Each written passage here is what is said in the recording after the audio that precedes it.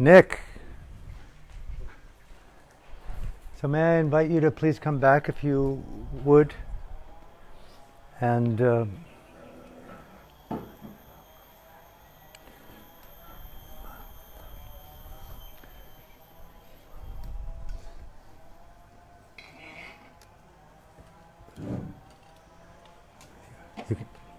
you mind? There's a bit of a bathroom line. Say again? There's a bit of a bathroom line. There's a few more people there. Oh, there is. Okay, I'll go slow. Can you film it or no? Yeah. Okay. What do you mean to do? You want me to just... The whole thing from the back. Okay. Do you mind? So this is going to be the first significant meditation instruction about sitting meditation. I don't know how many of you are familiar with sitting meditation, but it can be a very challenging activity. It has inherent struggles and a lot of profound, beautiful implications.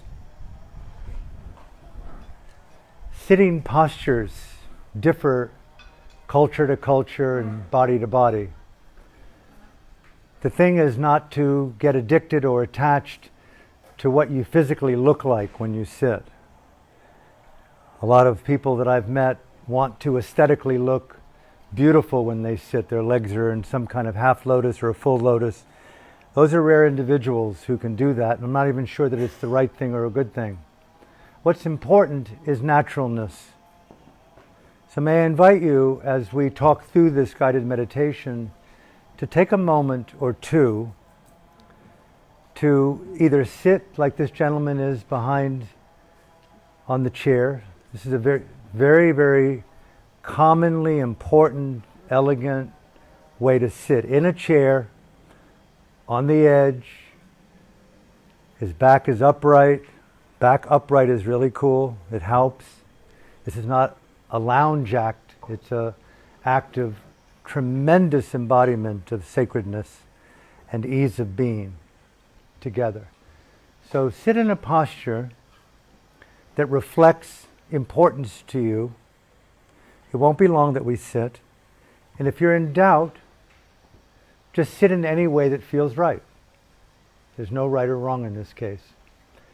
For those of you who wonder about, okay, I'm not sure, if you go to places like in South Asia or in monasteries,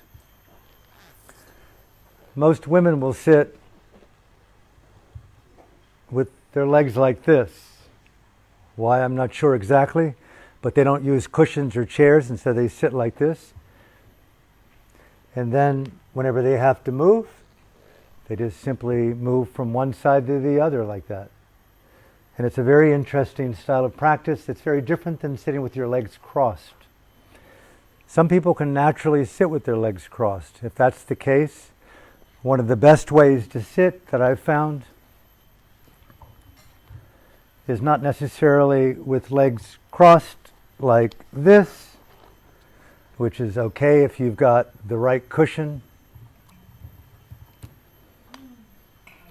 You can see that if you have the right cushion, oh wow, that makes a whole difference. And so you realize you want to look around who's got cushions and see if you can grab it. And so if you want to sit on the ground, but without a cushion, you can also, one leg in front of the other, like this, is really primarily how monastics in Asia, the hundreds of thousands of lay people and monks and nuns, will sit like this. And as we are left-handed and right-handed, we're also strangely left-footed and right-footed, so it seems. And some people just feel that it's better to sit with the left leg in front rather than the right one.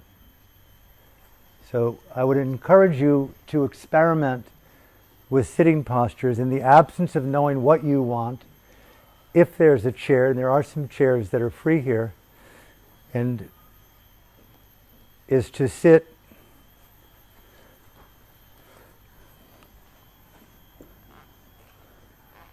just like this. See, I have a cushion. Now I feel I can sit quite easily like this. And what happens when you take the S out of your spine, all of a sudden you feel like your arms are relaxed. A lot of the key to meditation is not to get too relaxed, like sitting against things, or too taut where you're like this, but you want to be able to feel that you're balanced. Balance is a big one. So may I invite you for the next minute to simply find a posture, make your changes in the way that you want, that reflect naturalness, dignity, and importance. And the next thing after your change of physical posture is, what do I do with my hands? Now, I don't particularly encourage this. It's a little bit vulnerable for me. I'm not like really trying to receive anything, but I tend to either put them like this. It really grounds me, kind of in a unified energy. I feel like I'm stable no matter what. I actually can face it, because there's some uncomfortable things that you encounter, and you want to feel that you have some resilience and stamina in your posture. For me, like this, or in some cases, some people like to simply fold their hands one on top of the other with their thumbs gently touched. I don't recommend this kind of thing. It's more of a Hindu yoga thing. And I would get over posturing and simply reflect a natural posture. So may I invite you here, take a minute and experiment with your sitting postures. Are you sitting in the posture that you want? And don't hesitate during these 20 minutes to make adjustments, and I'll talk throughout it. And of course, if we were entering a 6-month-long silent meditation retreat, think of how much time there would be to experiment with sitting posture. This is just simply one session. So take your time and enjoy the process of discovery. Are you sitting in the posture that reflects, okay, this is cool.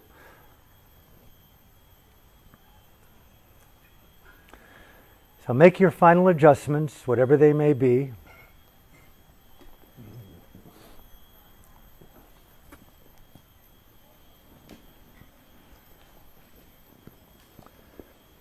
Anyone need a cushion? If you do, it's right here. You want one?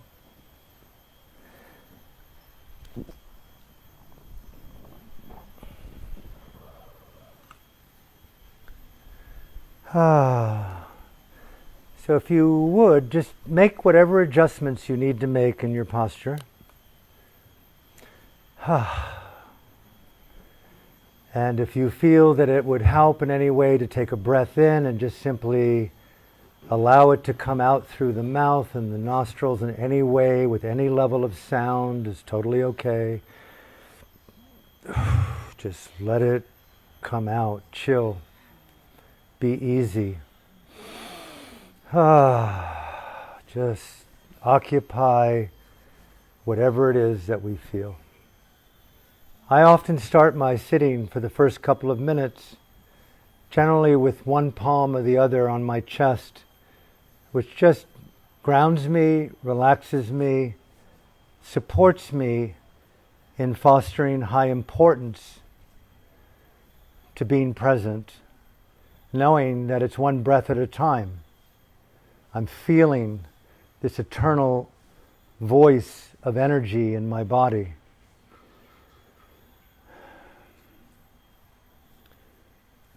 So each time that we sit, we find our spot, we make our adjustments. If you find it helpful to place one palm or the other on your chest, simply to acknowledge the rightness of sitting, the importance of my presence, feeling our breath.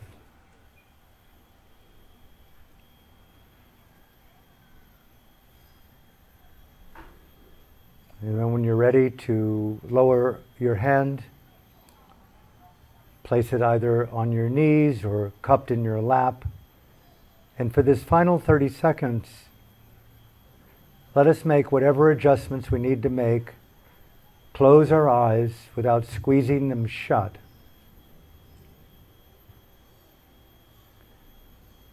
And simply sit still.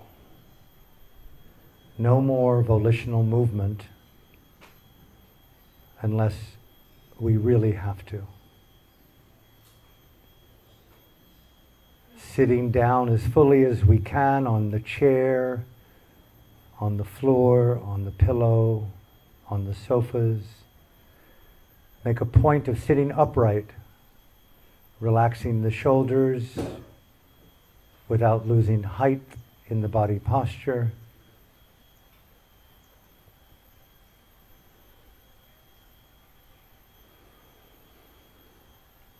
Taking a slow inhalation and exhalation, not too deep, not too shallow, just to regulate, just to bring us into the preciousness of this moment now, without expectations, just simply co-occupying space together by being in the natural flow of consciousness through the mystery of this body and mind. Sitting down as fully as we can on the cushion, the bench, the chair. And the next instruction is to simply let our breathing breathe on its own. The meditation that we're doing here isn't breath control. It's the occupation of naturalness, to feel the truth of the moment and to discern the quality of mind, to learn and to grow. In breath, out breath. Let the breathing breathe on its own. Whether deep, shallow, long. Not to try to control the breathing. Let the breathing now sink into the lower abdomen. Relax the abdomen, the chest. Nothing to hold up.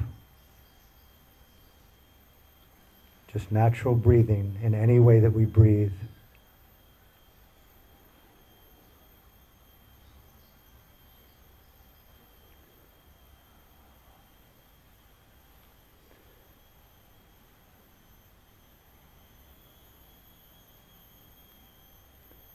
The next instruction, very simple.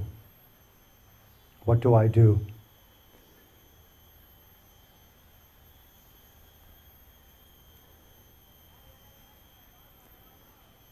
Fill up the body with this transparent, mindful awareness that has the function simply to feel the nature of the body in any given moment. As if we were filling up a balloon with oxygen, fill up our interior with this mindful, cognitive intelligence that's transparent. It has the function simply to feel that which is present. So we're choosing to be mindful of the entirety of our body on a felt level. Not only my sound in your ear, or an image of our bodies, or the room, or the space.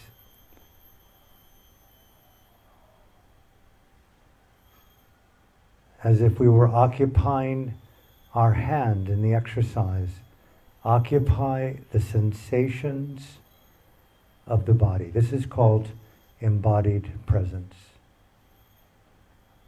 What do you feel is the question. Not necessarily needed to think about it, just feel. Relax the breathing, sit upright, not too tense, not too lax. What I feel the density of energy in places. I feel a vibration of warmth, of heat. I feel the pressure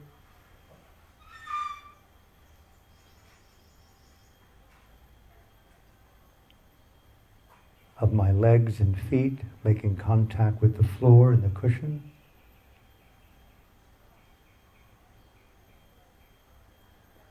I feel my palm on my knee. I feel a slight quivering in my chest and abdomen from my breathing that's extremely shallow and nearly imperceptible.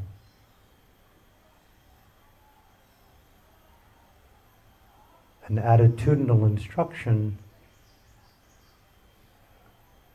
become more subtle in feeling the energy inherently in being in a body.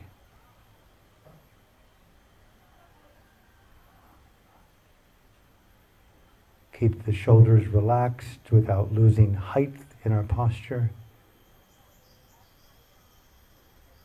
The posture reflects dignity, self-respect, purpose. Whatever pain may feel, tingling or coolness, tingling, coolness, vibration, warmth, become more familiar with the energy in the body.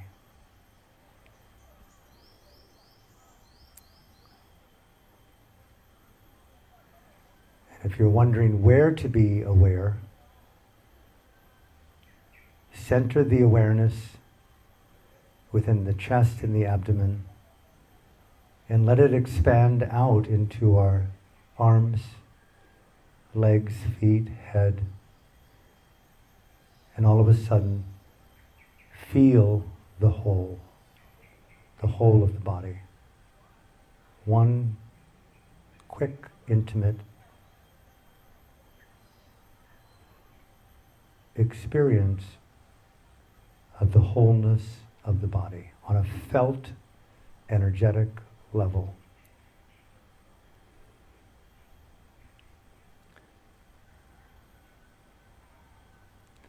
We're letting the natural flow of primordial consciousness come through us, and we're just simply choosing one thing: to sit still and to mindfully feel the flow of physical sensations in the body wherever they're felt. If thoughts arise, they're natural. Let them simply do what they do. If there's memories and emotions,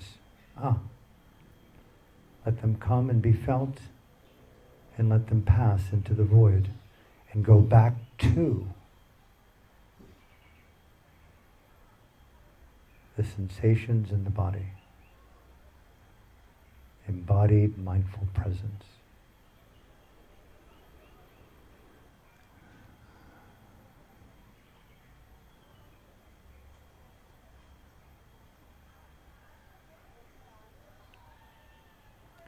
Any sound, any thought, natural, nothing's wrong. Let it come and be and return to the fullness of the whole body, from the inside through.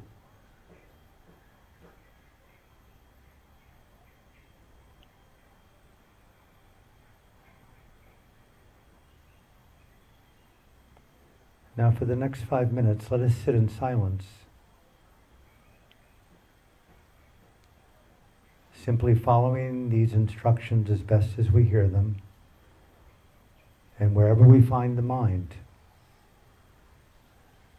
notice it and return to the chest and the abdomen from the inside through, and be mindfully aware of the felt sensations of the body. Let the breathing breathe on its own. Pressure arises or pain, include that. 2.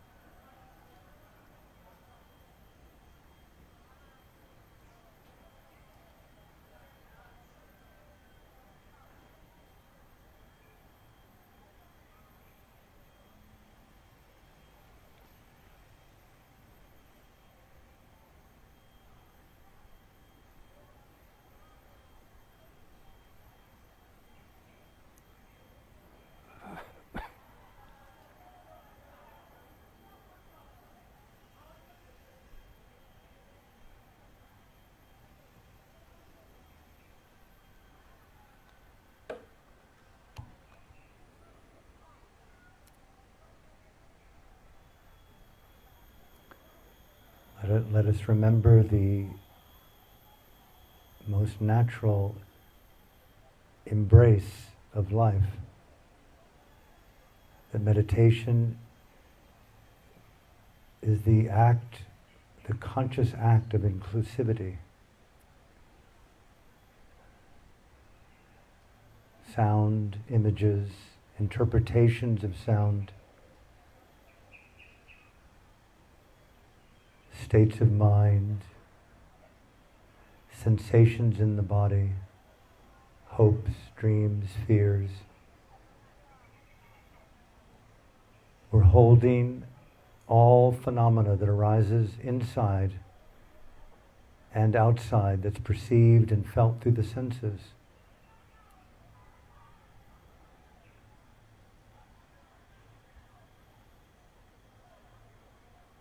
To be a radical act of inclusivity, and that too, and that too. Feeling the mind's response, and that too. Continuing to abide in innate dignity, sitting in a way that reflects stature, importance, the embodiment of naturalness.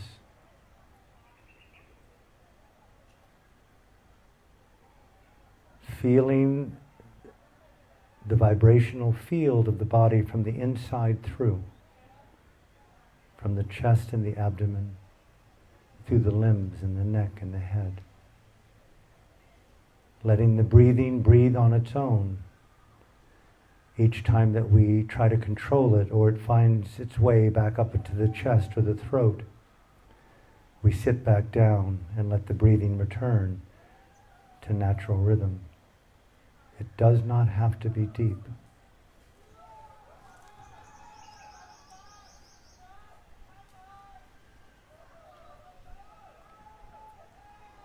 We hear sound on the ear. We see images in the mind.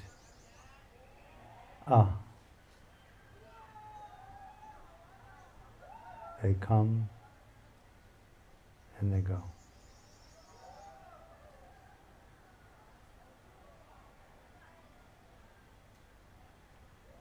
They come and they go. In breath, out breath. A breathing and a mind that sits within an anatomical intelligence of organs and blood, neurons. It sits within an ecosystem of life, on a planet, in a solar system, in a galaxy, in a meta-universe of timeless dimensions. And here we are, sitting together as a family, feeling this primordial flow of being deeply, intimately embedded in cognitive eternity. Purely the act of grace, of feeling. Conscious employment of presence in the present.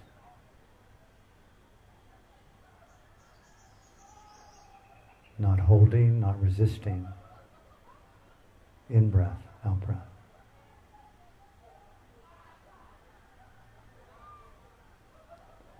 And please, for these final few minutes,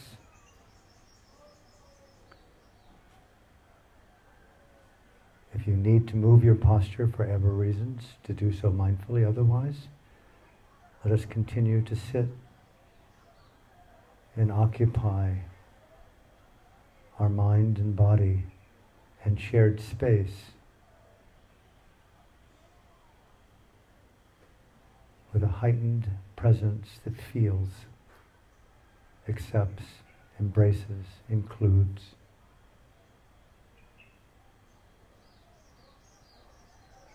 In breath, out breath.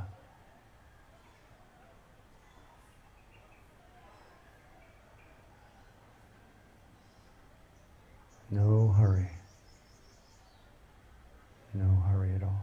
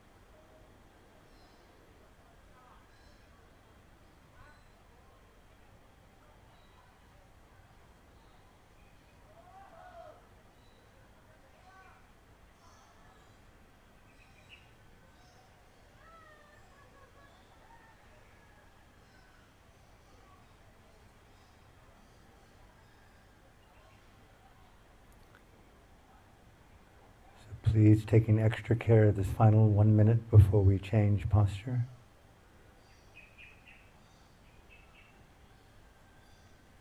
Doing what we can to stay in present time presence, relaxed, taking the clock off our heart.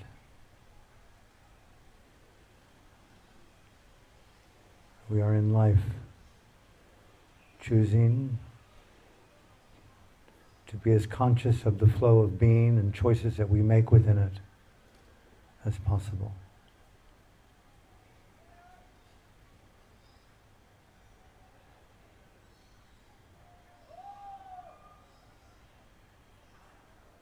In breath, out breath.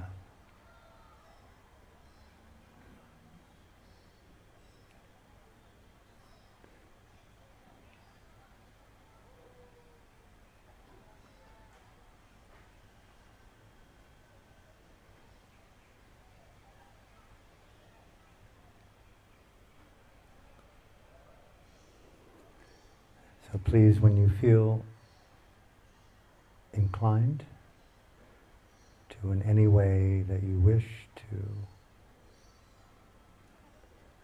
mindfully change your posture to reflect the posture you want to be in, I invite you to let any thought that something is over pass through you. Just keeping the present time present, flow of being present, seamless presence. But make yourself more comfortable if you wish.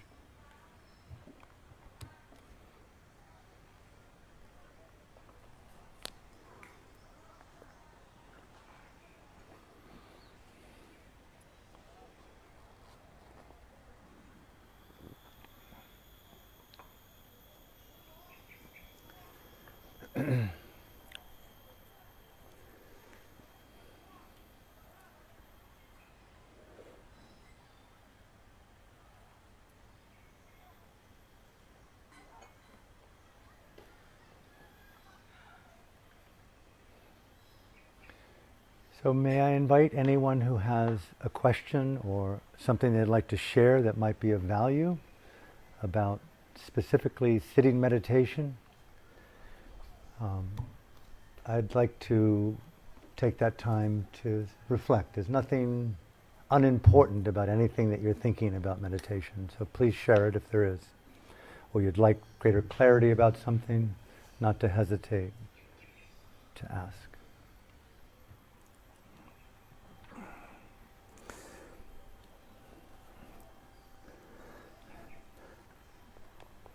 I don't know if you get a sense, but meditation and silence can be highly addictive and sort of, I don't know if the word is an oxymoron, but you can get addicted to meditation. I take it from a chronic addict. There's something so remarkable that's often so available to the heart just by simply sitting still and allowing the flow of life just to be felt. Something reboots you to naturalness.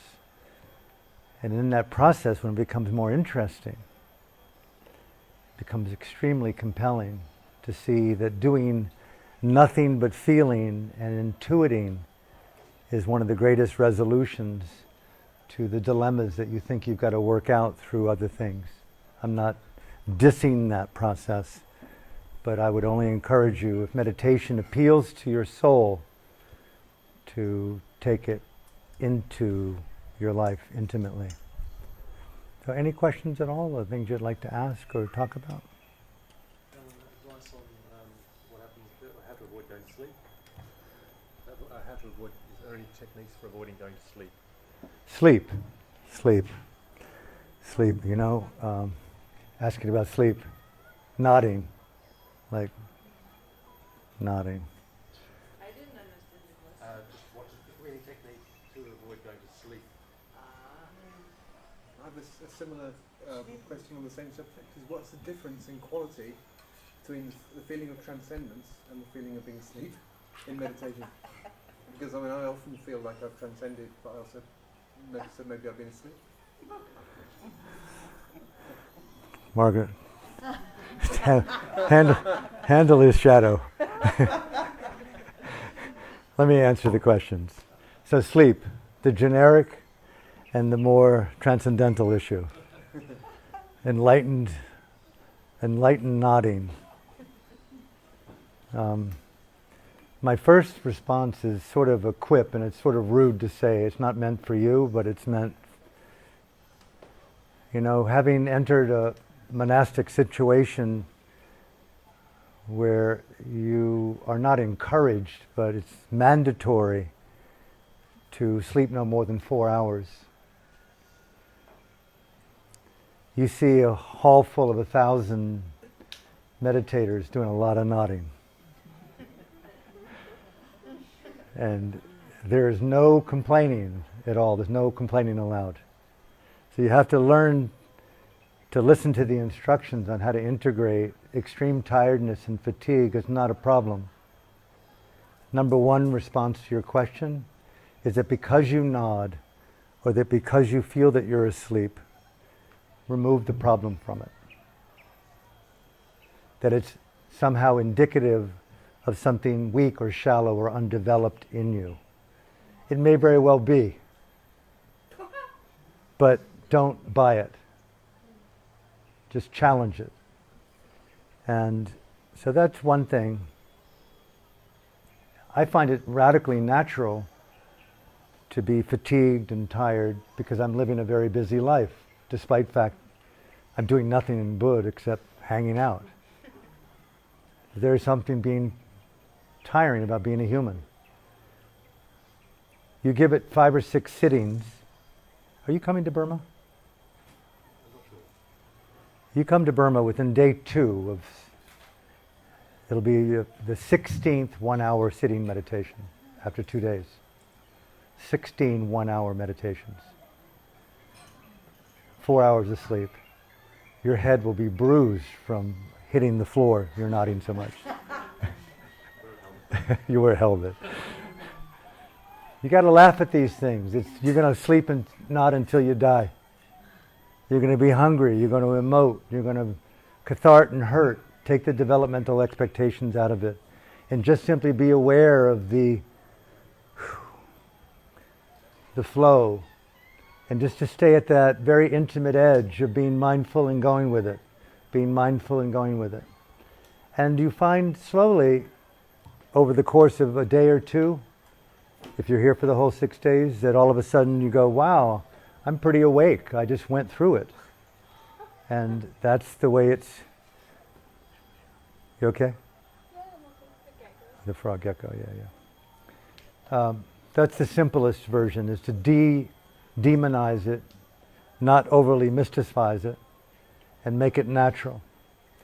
Another thing on a practical level, if it's annoying to you, like I find pain in the body and nod and restlessness to be radically annoying.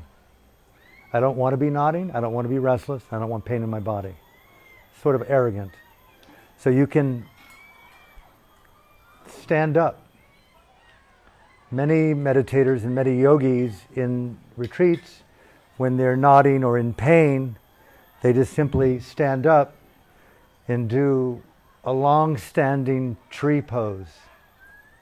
They just embody their body and let the breathing drop into their abdomen and be aware of your whole body as you would when you're sitting. Try it. And interrupt that nodding. And it may find in some cases, I don't feel like I want to be this awake. I'd rather go back to nodding. So you get to call the bluff a little bit. And then all of a sudden you find that because you're standing and it's not so easy to nod, although you can do it. I've seen people fall down. That all of a sudden you feel energy in the mind and you go back to sitting and your mind is really lucid. So the issue here is studying balancing states of mind and not reading into them as being indicative of something that you're doing wrong in life. You just simply are nodding because it may be not that interesting to look at yourself. When a more focused mind comes in, you become more attentive, And to work in those kind of ways. Keep it simple. Nick, too many drugs. I mean, there's a quality of conscious awareness, which is transcendence, as I understand it, in meditation. But then there's a similar quality of being aware in your sleep, which I experience as well. So I like dreaming, but consciously. You know, having awareness of what's going on around me, but knowing that I'm asleep. So is there a difference? Or because I find that in meditation, I get the states of meditation. See, now this is very sincere. Don't hear it as anything other. Okay. You got good humor, I've got good humor. I hear myself with teachers I've been with, not that you're relating to me as a teacher, but as a brother, Right. friend to friend. When someone asks a question of your nature, you're a smart man, I'm not telling you things you don't know, you're using very interesting language. People that I've respected over the years, they'll ask you, what do you mean by those words?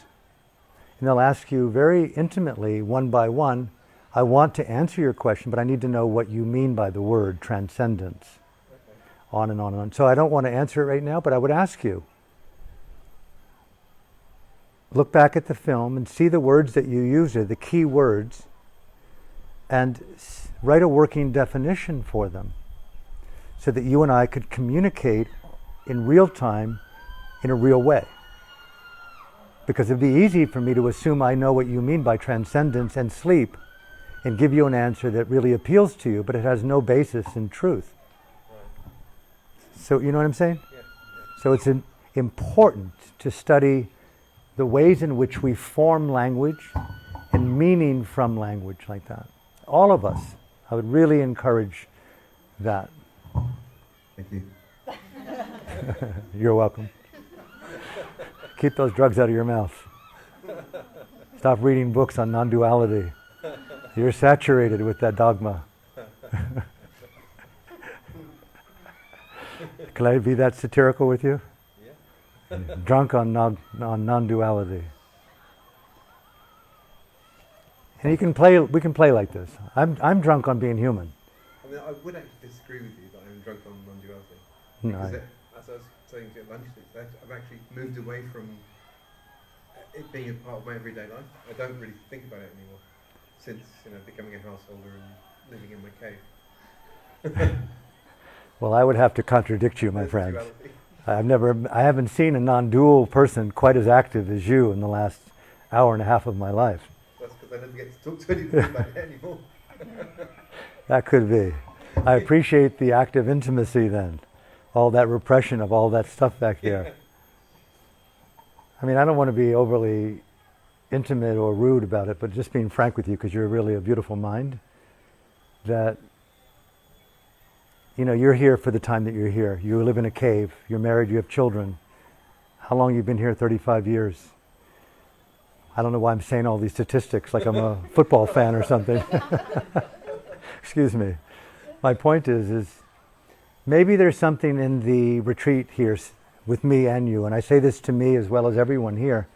Can we return to some innocence and not repeat the theologies, the insights, the dilemmas so easily as we know them to be in our lives, and see if there can be a bit of a virginity, a freshness, a vitality, an innocence, looking outside of the box a little bit of maybe, I already know what I know. Listen, I've been enlightened in 7 different Buddhist traditions, and none of them work. My dysfunction was so dysfunctional, it took a perfectly good enlightenment and fucked with it. Okay? So I win. I'm transcendently neurotic. You can become neurotic on this stuff. You're an example. You and Margaret should get together. Just excuse me, I'd prefer to be a Paradiso doing theater. But there's something really inherently stupid about this stuff. We're human, we're embedded in a theology and an anatomy that sadly is programmed on decay. And I've so joked, and it's not funny, even the most enlightened human being on the planet can forget their enlightenment with dementia. Does that mean it's invalid? Okay. Yep, I lost my name. What's your name? You're the Dalai Lama. No, I'm Helen Jurgensen. It wouldn't work. And he's all of a sudden embodying anger now rather than kindness, based on anatomical, biological functionings. It happens. It happens. So I'd be very, okay, let me re-examine a lot of the things that I have, the beliefs that I have. What really matters to me is a huge issue for me right now. I've already done Eastern philosophy. It works for the people who live there, and I got what I got out of it, but it doesn't work for me anymore.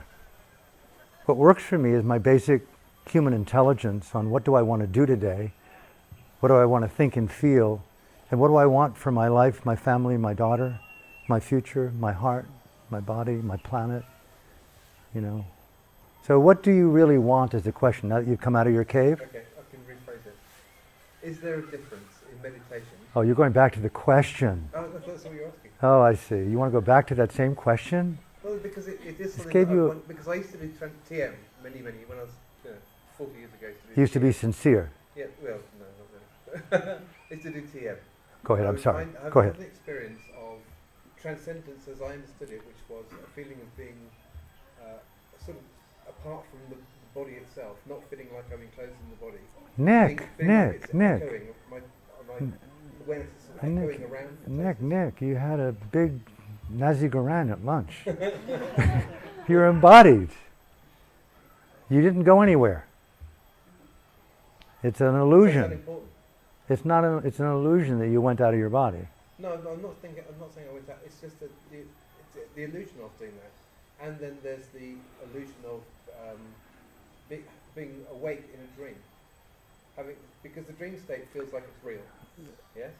So when I'm meditating, I often feel like I haven't meditated very much for a long time, but I often feel when I'm meditating that I am sitting in a dream state. And then there's the state that the TM people and other Buddhists talk about of being in this kind of, I can't express it in any way apart from transcendence. It's like a feeling of being above or apart from the body. Got it. See, you know as well as I do, this thing that we're in, this consciousness, you have, for me, associating the word spectrum within it. It's a spectrum of consciousness. We have a little bit of a gecko.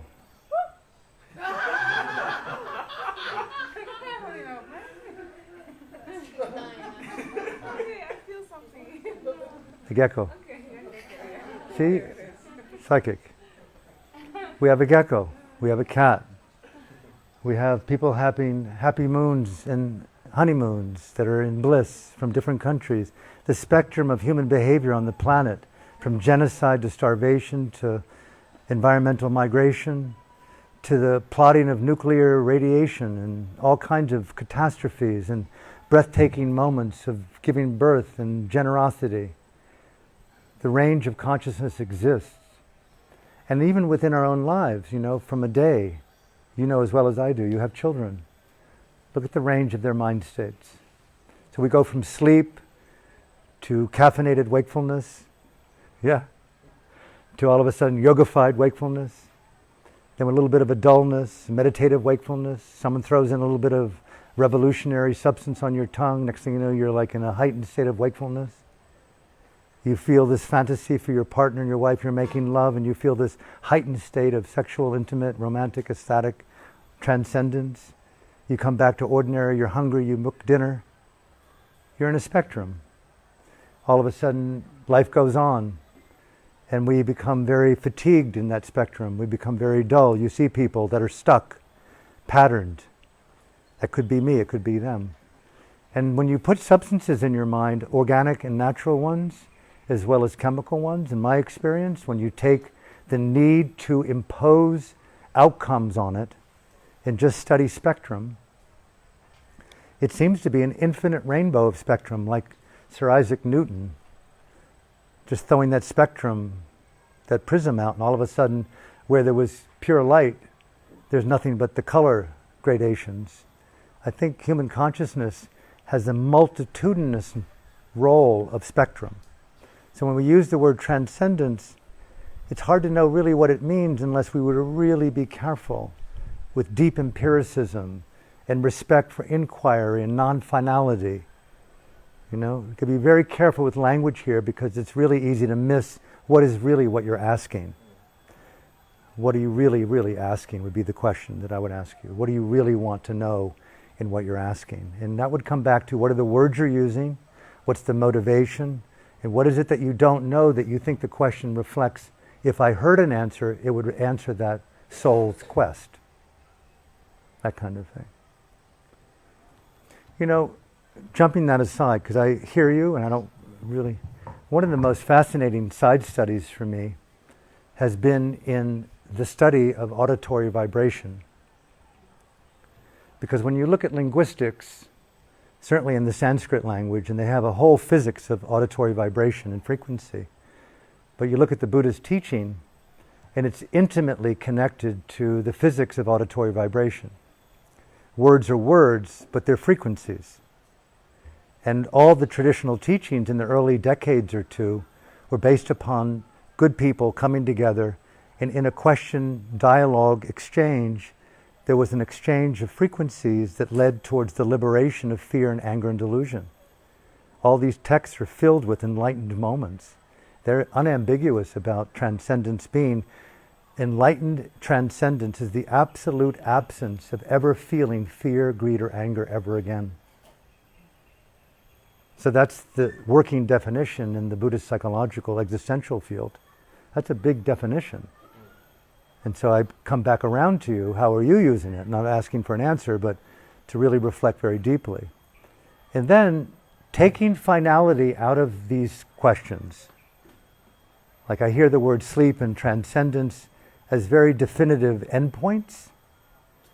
And I would encourage more of the interplay of an endless experimentation with the field of consciousness and discover in our own human way in this lifetime the evidence of greater frequencies of freedom and leave that evidence behind for future generations. You know, and so be very careful with the use of substances and meditation and intimacy as the study of the spectrum of consciousness, primarily with what keeps alive the good, the true, and the beautiful. And I feel those are very endless, timeless qualities. And as you can see, I operate more from relativity than finality. And that's where I stepped aside with Buddhism. They operate from finality, and I can't operate from there anymore. So. Other questions about meditation? Nina? So it's nearly the same for me. So it feels like when I go to the meditation, it's like I'm getting out of the body. It feels like I don't feel, you said, I feel my hand above my knee and I don't feel that. I don't feel the body. Sure. It's more I'm feeling like the sensation and the light So- instead of being in my body. And I think, how can I feel my pain, my emotions? How to come back to this? And it's hard for me when I'm finished with the meditation to come back to my body. It feels like coming back, and I need time to. My experience is that meditation is the deliberate cultivation of specific states of mind. One of them is mindfulness, one of them is concentration, one of them is effort. Okay? One of them is sustained application on present time phenomena. The more you cultivate these, like you do, I don't know, say with my case, I do yoga. You cultivate the yoga asana. You must inhabit your body. You don't want to space out. It's a discipline to come back into meditation is a discipline to come back into the ground of your body. So need more grounding. Not more, but hear it as a progressively developing instruction that if you want to enhance the value of ongoing meditation, be in the discipline of meditative asana, which is the asana of sitting, returning mindfully, occupying physical presence in the present time moment. Get off of your story of what you think you should do and do the asana right. be disciplined.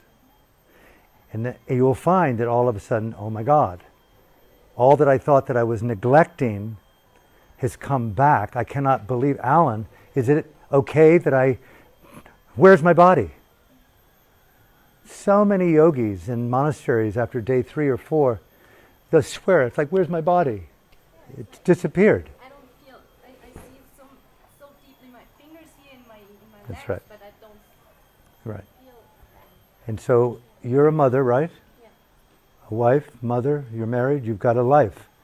You're committed to something. Meditation is a commitment of the inner family.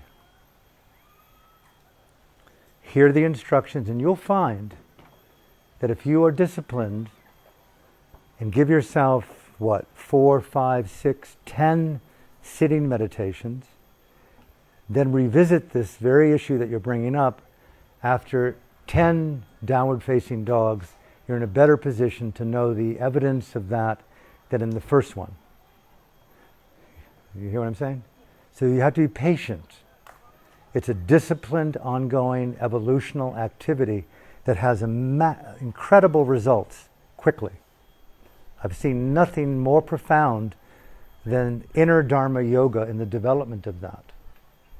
If an individual will hear the instruction, and a lot of the things that they think that they need to do in psychotherapy or in other modalities, I don't want to diss it, but in a simple act of 30 minutes of sitting, you can erase decades of previous activity that you thought were valuable in 30 minutes. It's shocking at how beautiful occupying organic, pre-intuitive wisdom is. The answers to our life are in you. Get over it. Nothing I'm going to say to you will matter to what matters from that side through you. And meditation is the deliberate act of intimacy with the most deeply embedded callings of our soul. I don't know how to use language. It's more, connected to the divinity of importance. So be patient. That's all. And in your notebook, my first sitting on day 1, this is what happened. This is what I learned. Remember, you're documenting the evidence of your own discovery. These meditation instructions only become real to the extent that you write them down and cease buying books on meditation. Write your own process. You'll get it all in a matter of 6 days, and you can take it on for life. I've talked myself out of a career. I'm a writer. I'm saying that. There's a number of people here I've given my books away to. So I really recommend, if you want help writing these books, I'm here for that. So other questions at all that might be important to you, please take your time. When you speak, point the microphone towards your mouth. Like this? Yeah. Okay. It doesn't have to be close, but just as a pointing towards your Yeah, mouth. okay. Thank you. It can be away from it. Thank you. Like this? It can be away. Away. Yeah. Like this, so it's omnidirectional, this? Yeah. Unidirectional. Okay. While you're thinking, before we move on to the writing, in a little bit of a break. There was another question. Some other question? Please, sir.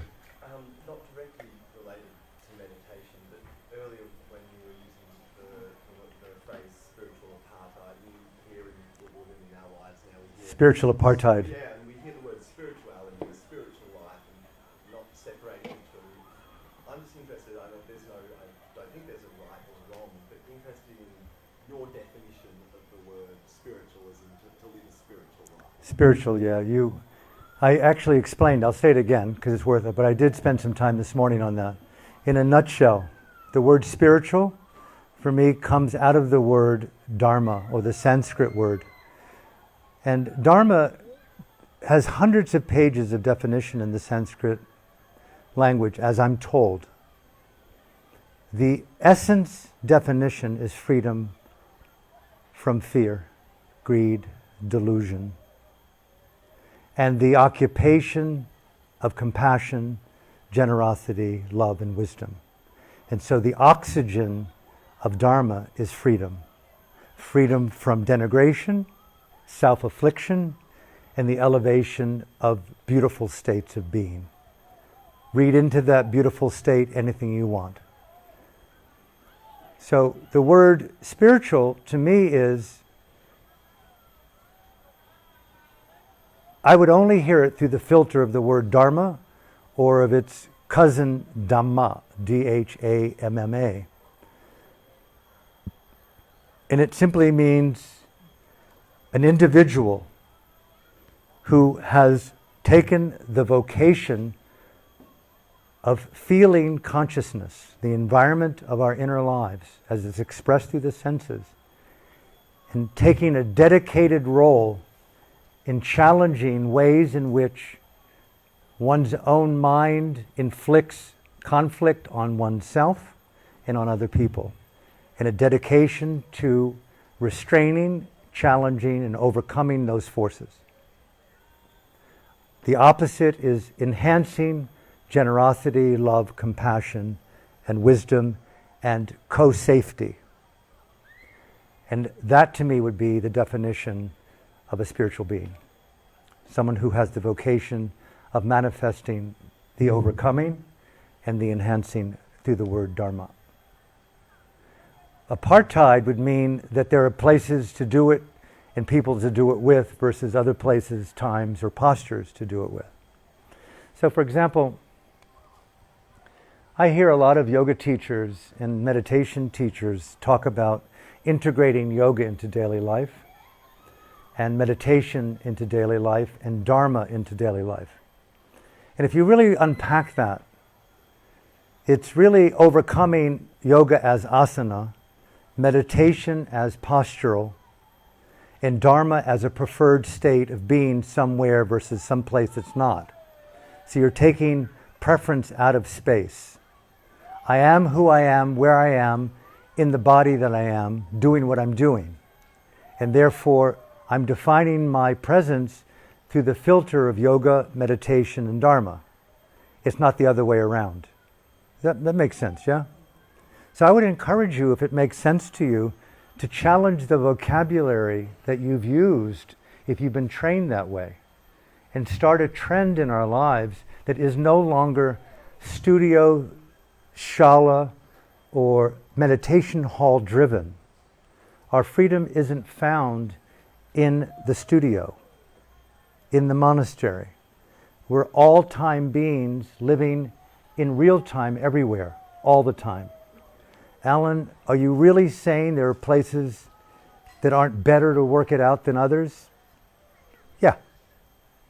Quote me on that. And if you really want to look at a place that's better to work it out, is in relationship. That isn't second place. Guess what? It's unoptional. Check it out. How many of us are not in relationship here? That's really kind of very weird to say, isn't it? Like, spiritually dumb. That we're not. Imagine all of a sudden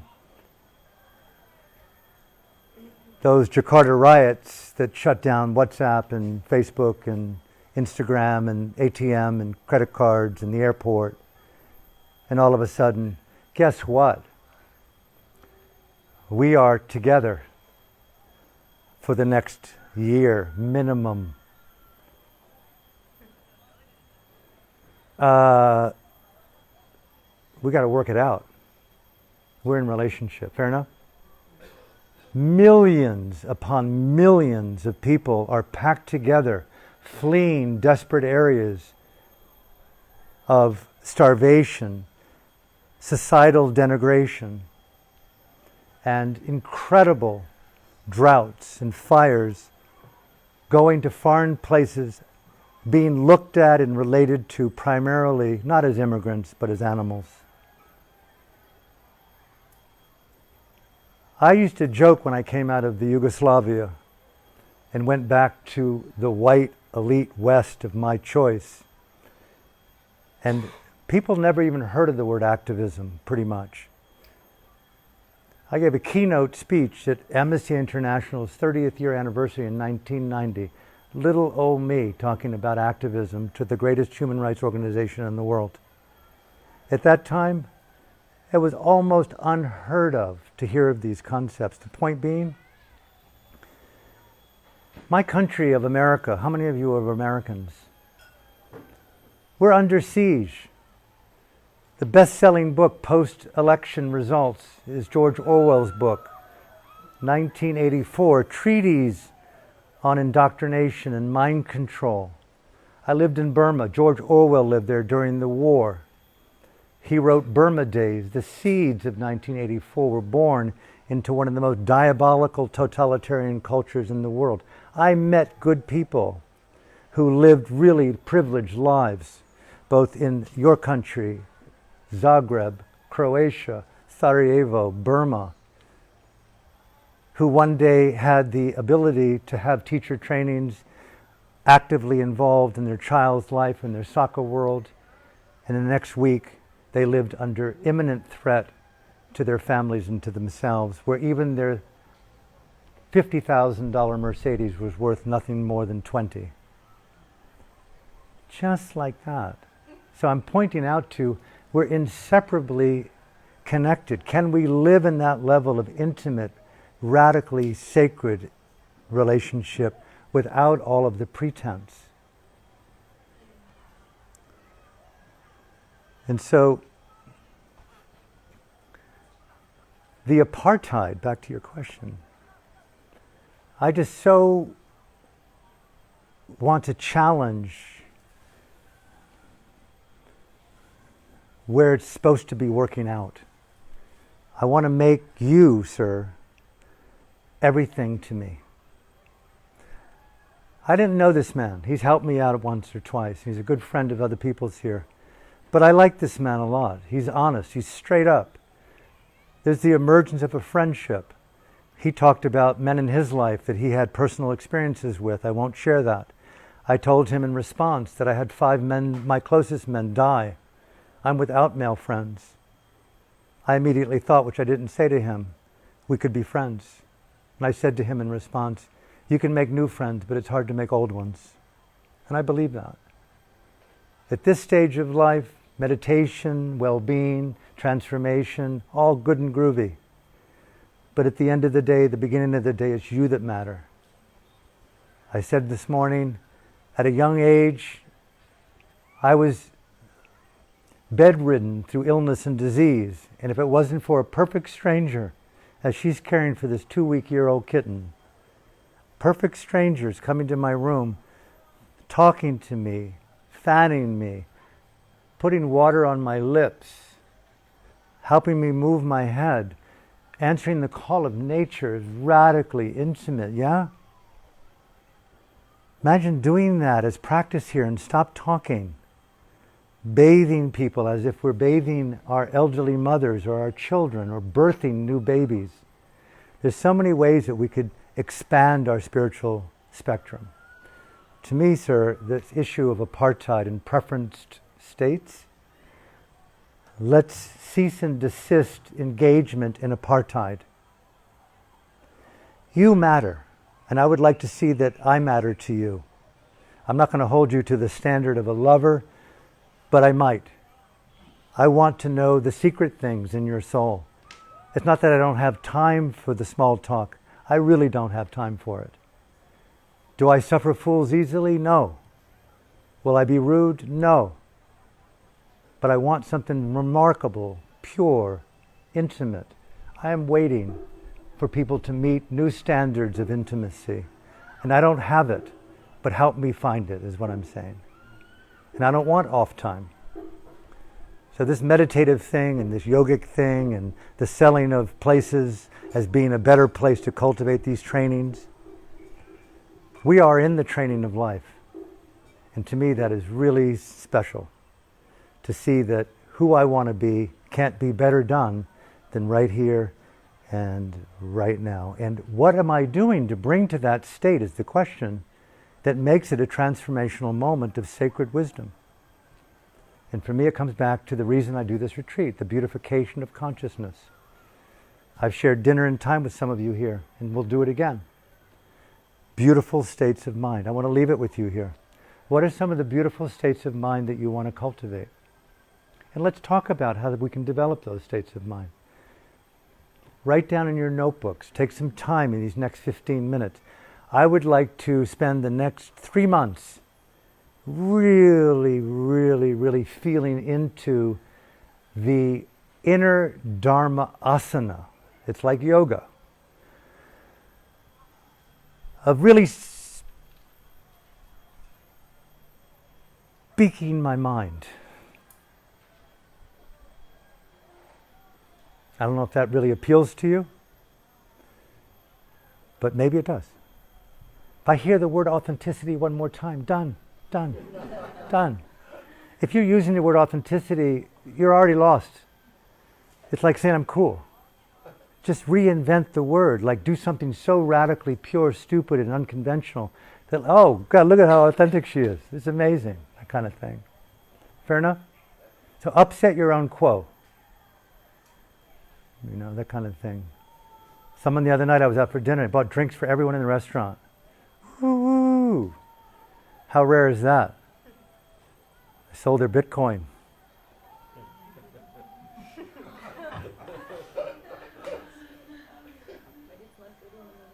Sold their Bitcoin.